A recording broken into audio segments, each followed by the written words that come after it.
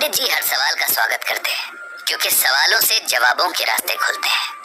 कई बार सवाल हमें उस जवाब तक ले जाते हैं जिसे हम न तो पहले सोच पा रहे थे, न किसी बात को देखने का ऐसा नजरिया बना पा रहे थे। ऐसा नहीं था कि पंडित जी का गीता ज्ञान बस उनके ब्लॉग तक ही सीमित था। अभी भी अपने दोस्तों के बीच सुबह शाम की सैर या हर शाम पार्क में जमने वाली बैठक में वे कभी कभार स्पिरिचुअल डिबेट्स कर लेते थे। वहाँ भी उन सब में अक्सर मतभेद होते, लेकिन मनभेद कभी नहीं। पंडित जी के दोस्तों में एक वर्मा साहब भी थे। उनका शहर में खूब बड़ा कपड़ों का बिजनेस था, जिसे अब उनके बेटे संभालते थे। वर्मा साहब ने तो अब खुद को पूजा पाठ और दान पुण्य तक ही सीमित कर लिया था। शहर की कोई धर्मशाला, कोई मंदिर, कोई सरकारी स्कूल ऐसा नहीं था जहाँ वर्मा साहब की दान की हुई कोई चीज ना हो। ये कैसे पता चलेगा कि कोई चीज वर्मा साहब ने दी है? तो उसके लिए वाटर कूलर, पंखे वगैरह दान की हुई चीजों पर हर दानी की तरह उसका नाम जो लिखा रहता था। रोज शाम की बैठक में वर्मा साहब अपने किए दान पुण्य की बातें करते।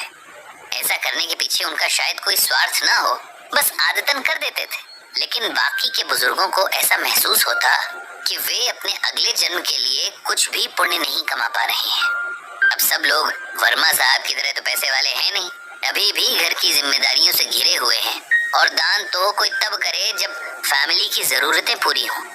वर्मा साहब की कहानी भी बड़ी इंटरेस्टिंग थी। ऐसा नहीं था कि उन्हें सब कुछ विरासत में मिला हो। उनके पिता की शहर के एक बड़े चौराहे पर एक छोटी सी किराना की दुकान थी, और फैमिली बड़ी थी तो बस गुजर बसर करने वाले हालात थे। वर्मा साहब का मन कभी पढ़ाई में लगा ही नहीं। उन्हें तो बाजार की चहल पहल अट्रैक्ट करती थी। पिता की छोटी सी दुकान पर बैठना उन्हें कभी रास नहीं आया, लेकिन मजबूरी थी। पिता ने साफ कह दिया था कि या तो पढ़ाई करो या दुकान संभालो। वर्मा साहब छोटी सी उम्र से दुकानदारी करने लगे। अब 20 साल के युवक हो गए थे और जिंदगी घर और दुकान के बीच ठीक ठाक ही चल रही थी कि एक दिन अचानक उनके पिता चल बसे।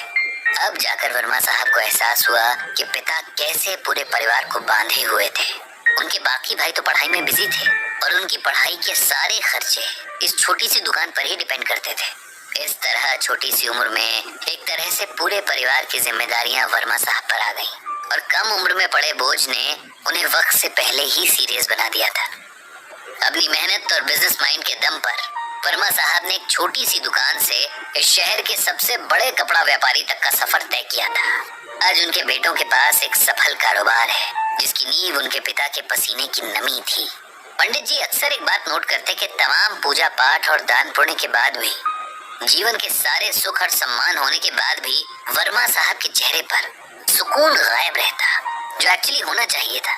हालांकि वो कभी उनसे पूछने की हिम्मत कर नहीं पाए, क्योंकि किसी से जुकाम बुखार की बात पूछना अलग बात है, लेकिन उनके बिना कहे चेहरे से झांकती टेंशन का जिक्र करना, क्या पता सामने वाले को अच्छा ना लगे। धीरे धीरे वर्मा साहब ने पार्क में आना कम कर दिया। पूछो तो बताते कि तबीयत थोड़ी सही नहीं लगती, इसीलिए नहीं आ पाते थे। सबकी तरह पंडित जी ने भी इसे उम्र का खेल समझा, लेकिन ये खेल कुछ और ही था, जिसका पता पंडित जी को जल्द चलने वाला था। जब लगातार एक हफ्ते तक वर्मा साहब पार्क में नहीं आए, तब मित्र मंडली ने सोचा कि क्यों ना उनके घर चला जाए, उनका हाल पूछा जाए। जिसके पास जब समय था उनके घर मिलने गया। समय निकालकर पंडित जी भी गए, और वहां जाकर फिर उन्हें वही एहसास हुआ कि वर्मा साहब को शरीर नहीं, मन की परेशानी थी, जिसे वो किसी से भी बांट नहीं रहे थे। थोड़ा एकांत मिलने पर आखिर पंडित जी ने वर्मा साहब से पूछ ही लिया कि उनकी इस बेसुकूनी की वजह क्या है, क्यों हमेशा उनका मन अशांत सा लगता है। क्या इसके पीछे परिवार या कारोबार की कोई समस्या है? वर्मा साहब जैसे किसी के इस तरह के सवाल पूछने के इंतजार में ही थे, और पंडित जी के प्रति तो उनके मन में बड़ा सम्मान था ही।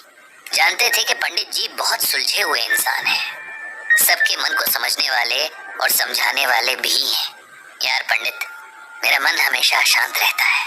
मैं कितना भी पूजा पाठ करूं, दान पुण्य करूं, लेकिन मुझे शांति नहीं मिलती। मुझे हर वक्त यही लगता है कि मुझसे कुछ कमी रह रही है। मेरी पूजा ईश्वर तक पहुंच नहीं रही है, मेरे दान मेरे अगले जन्मों के लिए पुण्य में नहीं बदल रहे हैं, और मैं सब कुछ करते हुए भी कुछ नहीं कर पा रहा हूँ। पंडित जी ने एक लंबी सांस भरी और फिर गीता का ये श्लोक पढ़ा, विहाय कामान यह कर्वान पुमांश चरति निस्पृह निर्ममो निरहंकार स शांतिम अधिगच्छति। इस श्लोक में भगवान श्री कृष्ण ने अर्जुन से कहा है कि जो मनुष्य सभी इच्छाओं और कामनाओं को त्याग कर ममता रहित और अहंकार रहित होकर अपने कर्तव्यों का पालन करता है, उसे ही शांति प्राप्त होती है। अब सरल शब्दों में इसका मतलब सुनो। जब हम कोई भी काम करते हैं, चाहे वो अपना रोजमर्रा का काम हो या किसी की मदद करने जैसा काम, यदि हम किसी भी तरह के स्वार्थ या अहंकार से भरकर करते हैं, तब हमें किसी भी तरह से उस काम का सुकून नहीं मिल पाता। अब जैसे हम किसी की मदद करना चाहते हैं, देखा जाए तो ये बहुत अच्छा विचार है, लेकिन इसके साथ ही हम ये भी सोचते हैं कि भाई हमारी वाहवाही हो, इस मदद या दान के बदले हमें पुण्य मिले, हमारे पाप कटे, तब हम निस्वार्थ भावना से दान नहीं कर रहे। इसीलिए हो सकता है कि हमें पुण्य तो मिल जाए लेकिन शांति न मिले। ये रूल जीवन के हर काम पर लागू होता है। अपने बच्चों को भी अपना इन्वेस्टमेंट नहीं समझना चाहिए कि आज हम इन्हें अच्छे से पालेंगे तो कल ये हमारी केयर करेंगे। उनकी अच्छी अपब्रिंगिंग यानी परवरिश हमारी ड्यूटी है। हम दान करते हैं क्योंकि हम काबिल हैं, लेकिन उसके बदले ये उम्मीद रखना कि इसके बदले हमारा प्रचार होगा, घमंड की निशानी है।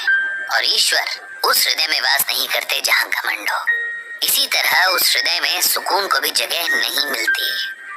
अपना कोई काम करना, किसी की मदद करना हमारा फर्ज है, जिसे पूरा करना हर किसी की जिम्मेदारी है। इसके बदले कुछ मिलने की एक्सपेक्टेशन रखना गलत है।